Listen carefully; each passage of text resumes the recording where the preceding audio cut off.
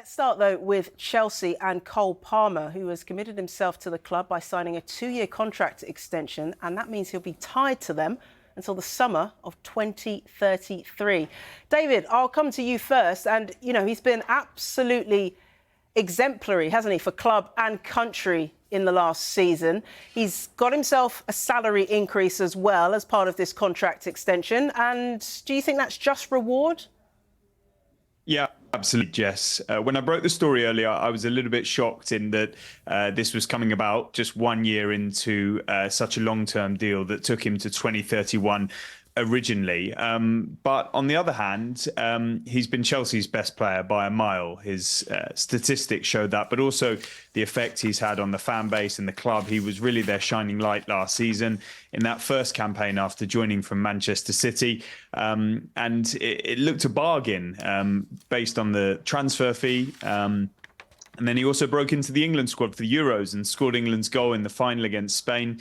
And it really does look like money well spent. Chelsea didn't have any threat of losing him because of the strength of the contract he was already on. But I think what this does is reward the progress he's already made and make sure he's very happy and feeling rewarded. Chelsea are working really hard to bring their wage structure down from what it was under the previous regime. They seem to have had some success on that front so far on these long contracts. And that's going to be their method going forward. Well, in this case, he will get a pay rise, I'm sure a hefty one. But it seems it will remain within the limitations that the club have set. And I think they'll be absolutely delighted to have retained him for even longer. 2033. I can't remember many longer deals in football history. And so they'll have to hope that they grow old together and happily. Yeah. Could it be a marriage made in heaven? Charlotte, he was on 80 grand a week. That's what the Metro were reporting. And of course, he had that fantastic season, 24 goals last season. But I wonder if you're surprised by the length of this contract. As David says, he can't remember a contract that's ever been this long. He's tied to the club till 2033. I think the main thing about this is Chelsea getting more for their money. I think when you sit down at the end of last season and look, he was their player of the season. He was the PFA Young Player of the Season. Chelsea have spent 1.2 billion since the new owners have come in, and arguably he's probably been the best value for money, just over 40 million from Manchester City. So I think in order to give him a pay rise, which he fully deserves to be amongst those top earners like Enzo Fernandez and Caicedo, those who are earning over £120,000 a week, I think Chelsea have looked at it and thought, well, you deserve that money, but what are we getting for that? So they've tied him down for a couple more years. I don't think I'll be back on here in 9 years' time talking about whether he's still at Chelsea, but it'll be interesting to see if he does last the length of his contract. But we all know it's about finances, isn't it? And the longer they're tied down, the more money, if they do decide to sell him in the future, that they'll be entitled to. So at this moment in time, it's probably a deal that's good for all parties, really.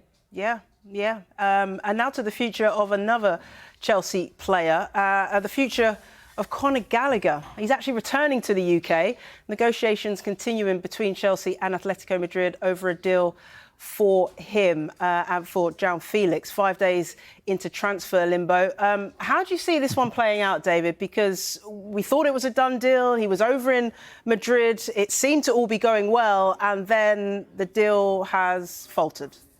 Yeah, it seems impossible to predict, Jess, because the deal was so far down the line. It seemed medical was complete, agreement in place between the clubs and with the player, but it was just putting pen to paper. And the longer it went on, when he was in this hotel room in Madrid, stranded, although there's probably worse places to be stranded, and training on his own, you kind of get the sense that they're backing out of this. Of course, it all seemed to rest on the Samu Omarodian transfer from Atletico Madrid to Chelsea that has collapsed.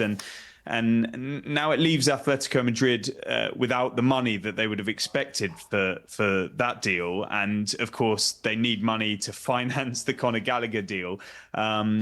They've paid a huge amount of money on Julian Alvarez to Manchester City. So it's a sort of domino effect and jigsaw. It might be that they can't do it as much as that they don't want to now, or they're having cold feet, or they're annoyed at Chelsea.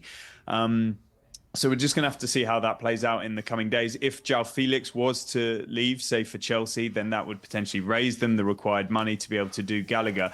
And in football, nothing surprises you. You could see stories that he's coming back on a flight and it will get done and dusted after all. I think that will be one of the interesting narratives of this last sort of couple of weeks of the transfer window. If he is going back, it will be fascinating to see whether he'll be training with the Chelsea first team, which he wasn't meant to be doing before going, because I think he'd been like Trevor Chalobah put with the development squad, or that was the intention anyway. Could he be available to play against Manchester City on Sunday? I presume it's pretty unlikely, given Chelsea's intentions for his future quite clear, with just a year to go on his contract and no sign of a new deal. So it does feel a bit of a mess. You feel a little bit sorry for obviously Conor Gallagher in the middle of it, and it seemed so near, but now it feels so far.